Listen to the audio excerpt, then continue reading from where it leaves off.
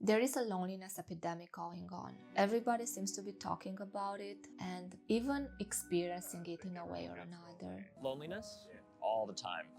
That's almost like a daily struggle. I often feel very lonely in the city. To be honest, I never thought I would be discussing this topic on my channel, but then I read White Nights by Dostoevsky, and I have to admit, it caught me a bit off guard. I was expecting to read a sad love story, and maybe without even realizing, I was looking for some cathartic way to let go of all the emotions that overwhelmed me in the past months. As if reading somebody else's story would help me get a hold of that connection I sometimes feel slipping through my fingers. When it's a heartbreaking story, it lingers with us longer. It makes us search deep into our soul and find some enlightenment. That's the thing with books. As long as they are written by humans, they will always be a reflection of our condition. Now, back in 2023, the World Health Organization declared loneliness a global public concern, which the US Surgeon General warned it could be as dangerous as smoking 15 cigarettes a day. According to an article by Adriana Rodriguez on USA Today, loneliness is experienced throughout a person's lifespan, and it can spiral as a result of trauma, illness, and the effects of aging. It can also be exacerbated by technology taking the place of human interaction, which helps explain why young people report the highest rates of loneliness. Other populations that report a high prevalence of loneliness and isolation include people with poor physical and mental health, disabilities, financial insecurity, those who live alone, single parents, and older populations. Modern conveniences have also caused loneliness to expand dramatically across the population. It seems we are living in the lonely century, as Norina Hertz called it. But you might ask, what does this have to do with Dostoevsky, who lived 2 centuries ago? Let me answer this with another question. Have you ever felt like a stranger to the world, lost in a crowd of people, looking for some company, misunderstood?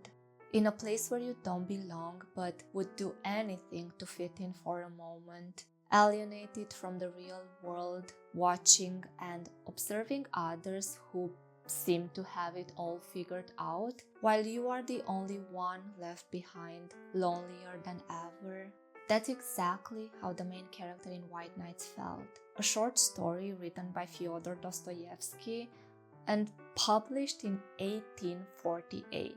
Classics are called classics for a reason. No matter in which era they were written, their ideas will always be relevant to their modern readers. Because at those moments it begins to seem that I will never be able to begin living a real life. Because it already seems that I have lost all sense, all feeling for the genuine, the real. Because in the end, I curse myself. Because after my fantastic nights, I am visited by sobering moments that are horrible.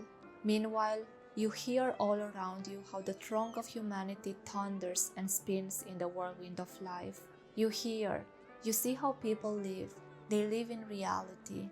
You see that life for them is not forbidden, that their life doesn't vanish like a dream, like a vision, that their life is eternally renewing, eternally young, and not a single hour of it resembles any other. And in vain does a dreamer rake through his old dreams as if they were ashes, searching in these ashes for at least some little spark in order to fan it into flames, and with this rekindled fire warm his heart which has grown cold, and resurrect in himself once again everything that he had held dear, that had touched his soul, that had made his blood boil, that had brought tears to his eyes, and had so splendidly deceived him. This must be one of the most painful things I have read in a while, and yet I think many of us have felt something similar at least once in our lives. The disconnect from real life, the melancholy of old dreams, old memories, humanity's inclination to perceive the past in a better light, while the present seems unbearable to watch. I never really considered myself a lonely person. There is a difference between being lonely and being alone. I'm an introvert who likes to spend time by myself. I take refuge in reading a book, watching a movie, working on my personal projects and hobbies. That's how I recharge. However, towards the end of last year, I started to lose this ability. There was and is so much going on in the world, either far away or close to, and even in my home country, that I've become so overwhelmed, so mentally exhausted, that nothing seemed to have the power to ease my mind. Days and weeks went on with me not reading a single page, not being able to concentrate on basic needs, not properly sleeping, and having all sorts of nightmares produced by a mind flooded with too much information. Sadly, I got to the point where I was constantly online, and I was ashamed and angry with myself because just a few months prior to that, I had deleted my Instagram and Facebook accounts, trying to escape the social pressure of having an online presence. But here I was, finding new platforms where I spent hours feeding on fear and despair, reading comments that made me feel more alienated than ever, questioning if I was the one totally disconnected from reality. And that was not all. Then I felt guilty for having all these feelings, while millions of people have it much worse than I do. And I'd fallen into this vicious circle where I saw no hope or escape. I think this is probably the loneliest I have ever felt. It seemed to me I did not belong anywhere in this contemporary madness. So when I read White Nights, I was surprised from the very first pages. I said that this book caught me off guard because I was led to believe it's a love story. And while this stands true, with writers like Dostoevsky, it's never that easy, that straightforward. The love story was used as a device to explore the hidden depths of the human soul and how isolation can affect our basic need for human connection and belongingness. It's about two lonely people that find momentary relief in each other. Both are lonely for different reasons, but their loneliness is what brings them together and makes them confess to one another their life story. But before we get to know their stories, let's understand what loneliness means in a broader and more philosophical definition. According to the US Surgeon General's advisory on our epidemic of loneliness and isolation, loneliness is a subjective distressing experience that results from perceived isolation or inadequate meaningful connections, where inadequate refers to the discrepancy or unmet need between an individual's preferred and actual experience. As I explained before, there is a difference between being lonely and being alone. Solitude is a state of aloneness by choice that does not involve feeling lonely. Nevertheless, researchers say there is an increased level of loneliness, especially among younger generations. This comes off as counterintuitive in a globalized world where we seem to be more connected than ever. So, what is causing this loneliness epidemic? I don't think there is a single explanation, but many contributing factors that after decades of social, economic, cultural, and technological changes have inevitably led to this. I want to speak about all of this based on my personal observations. I'm a millennial born in Romania, Eastern Europe, right after the fall of communism in my country. I've been living my whole life in urban areas, for the first 19 years in a relatively small town, and after that in a bigger city where I moved to go to college. As a child, I used to play all day long outside with the kids in my neighborhood, and there were always many kids. The older ones were taking care of the younger ones. Parents could trust we were safe. When I started going to school, there were several kids in my class living in the same neighborhood, and our parents organized carpooling because it made no sense for each of them to drive their only child to and from school every day. Many times I was home alone after school. My parents were still at work and there were no after-school programs back in those days.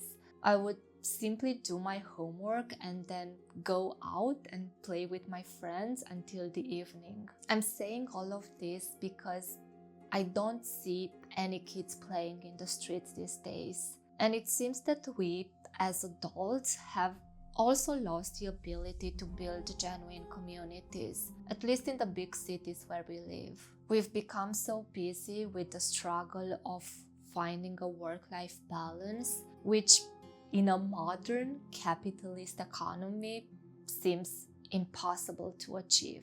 We never seem to take a break. We work hard to create the lifestyle we desire, to be able to have economic freedom and flexibility, to be independent, to eat healthy and afford a gym subscription, to travel, to buy a house and a car, to raise a child. But often it feels like we've been sold an illusion that we can have all of this and also enjoy it. Let's also address the impact that the internet and especially smartphones and social media have had on our lives. All of them designed with the intention of making our lives easier, to connect us regardless distance, to offer us optimization in all things. Everything seems to be measured in productivity these days, and we try to eliminate all that we believe stands in the way of achieving it. We are one click away from anything. We order our meals from an app, we do our shopping online and have it delivered to our doorsteps. We pay our bills directly from our bank accounts. We have WhatsApp and Facebook groups for basically anything. We even have online doctor appointments. Everything is convenient and can be done from the comfort of our own homes. We've eliminated any unnecessary interaction that we call unproductive. And in theory, this should work, right?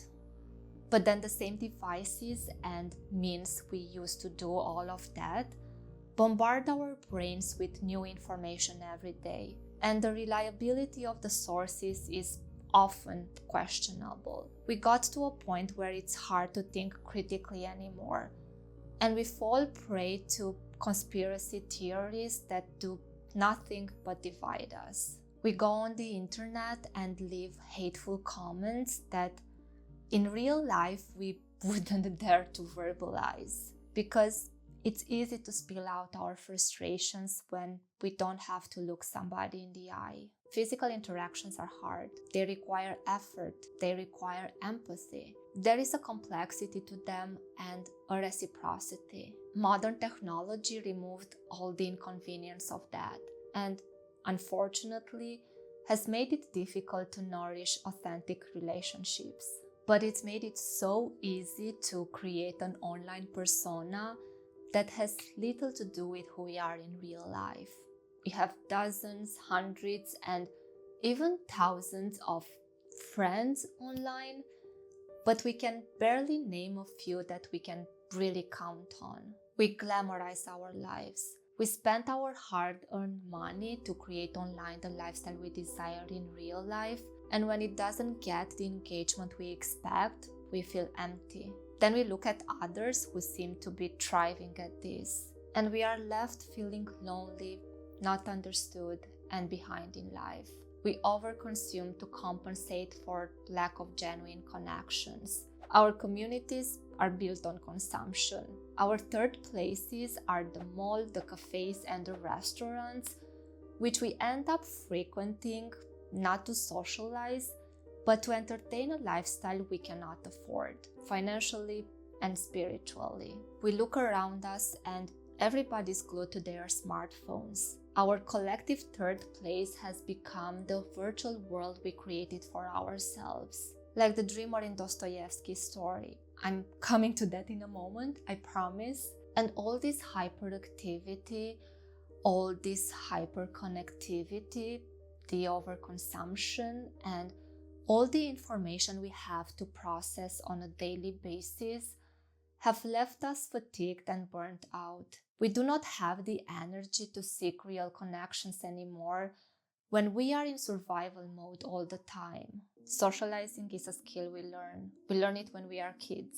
But it's also a skill that needs to be maintained. And it seems that we've lost this practice altogether. There is no wonder that kids these days are not playing in the streets anymore. They are a mirror of their surrounding world. Then, of course, 2020 accelerated all of this. And to socially distance ourselves in real life should have come easy in today's age of technology. But why does it feel like we've lost something meaningful? Many of us cannot recall months or even years from those days. It's like yesterday was the end of 2019 and everybody was posting pictures of themselves for the 10-year challenge, and then with a snap of the fingers we are half a decade later wondering how we got here. And to quote Dostoevsky, where are your dreams?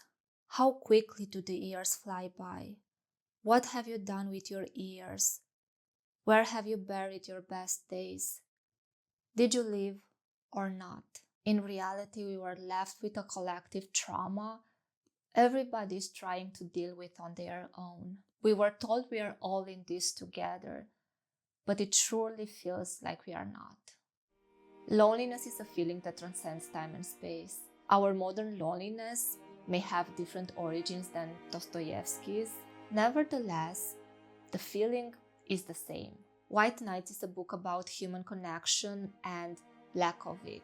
We have a nameless narrator who walks us through the mind of a lonely person over the course of 4 nights and 1 morning.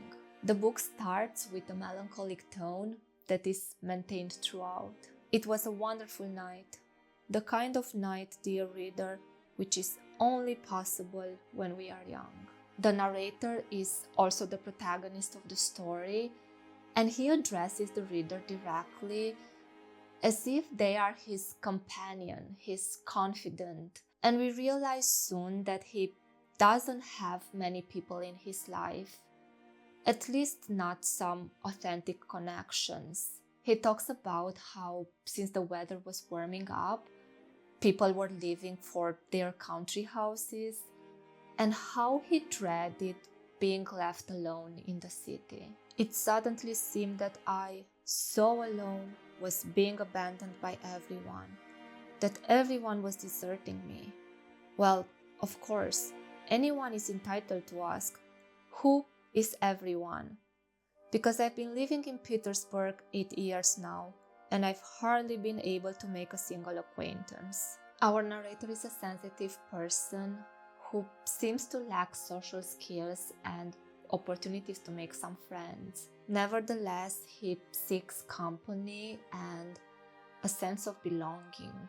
He likes to observe the world around him, and he feeds on the energy it provides. He starts telling us about his days, how he walks to different places in town, how he sees the same people in the same places at a certain time, how he almost struck up a friendship with an old man he keeps seeing every day, how they almost reach for their hats, how they almost greet each other. That almost is heart-wrenching when we realize that both of them are lonely and looking for some sort of connection. Even that almost is something that suits their hearts. It gave me the feeling of being lost, a stranger in a big city where people appear to have their own lives, their own agendas, with not a single moment to spare. And when that city empties during vacation season, the loneliness can only grow bigger. It seemed that all of Petersburg threatened to turn into a desert, so that in the end I became ashamed, hurt, and sad. I had absolutely nowhere to go, and no reason to go to Adagio. I was ready to leave with every cart, to drive off with every gentleman of venerable appearance who was hiring a cabby. But no one, absolutely no one invited me. It was as if I indeed was a stranger to them. If we were to find a parallel to our present, I would say it looks a lot like somebody watching all their virtual friends on social media, living for vacations, going out, or simply enjoying life, while they remain at home with no place to go and no one to share their loneliness with. So for me, it was no surprise when the narrator met Nastenka, a young woman, and fell in love with her, or better said, he confused what he felt for her with romantic love. That's my interpretation, because it's easy to make this mistake when you meet somebody who finally looks at you, who sees through to your soul and seems to understand you. The first night they meet is an instant connection.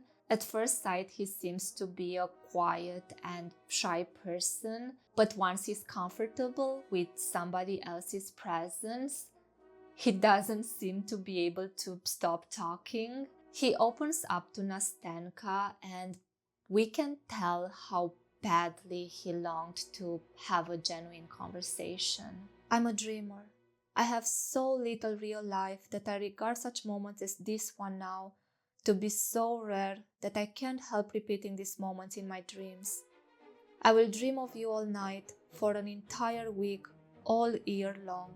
There is a lack of meaning in our narrator's life, so he develops a mechanism that allows him to take refuge from his mundane life. He uses his white nights as a sort of escapism, and he creates in his imagination the life he craves in real life, to the point where he daydreams all the time, lives in his head, and loses touch with the real world. His imagination is his only comfort.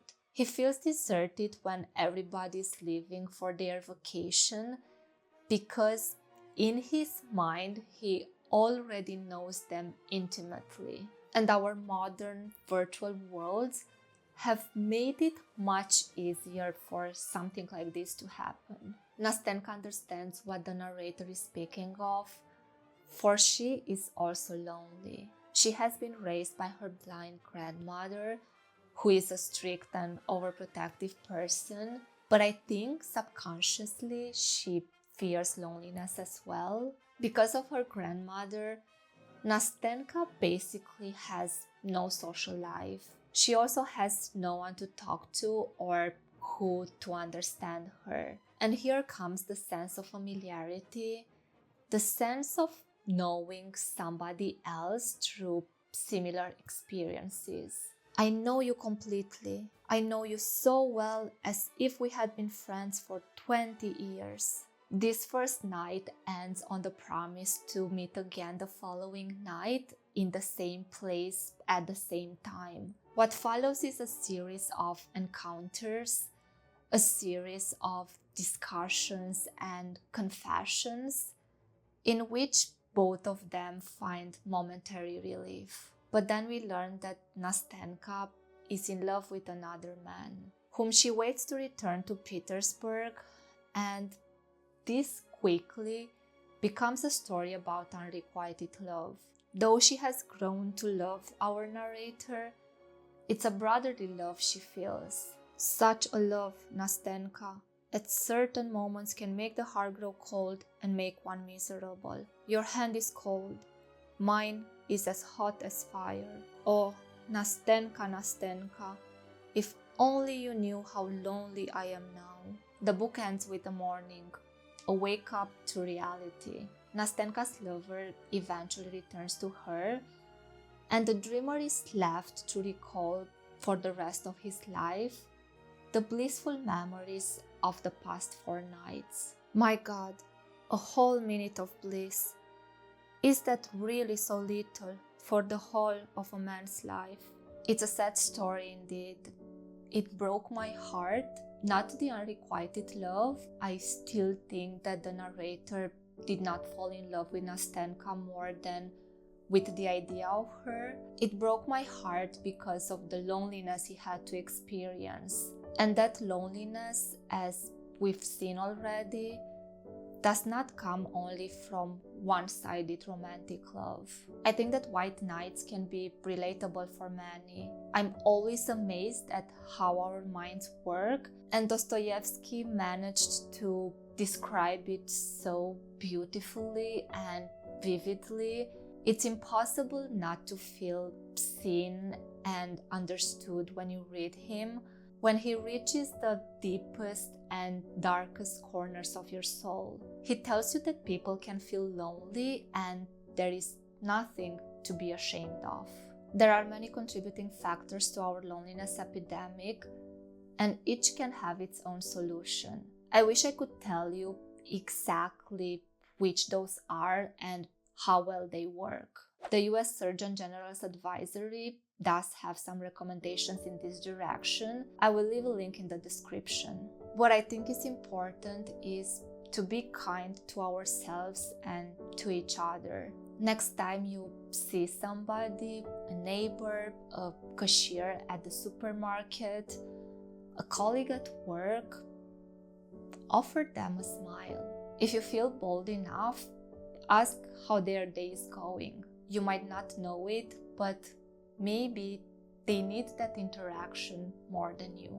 Human connection is a basic need that has perpetuated our species for millions of years. And I think that understanding the complexity it requires is one step ahead in achieving it. Care to make a statement? What the world needs is a return to sweetness and decency in the souls of its young men.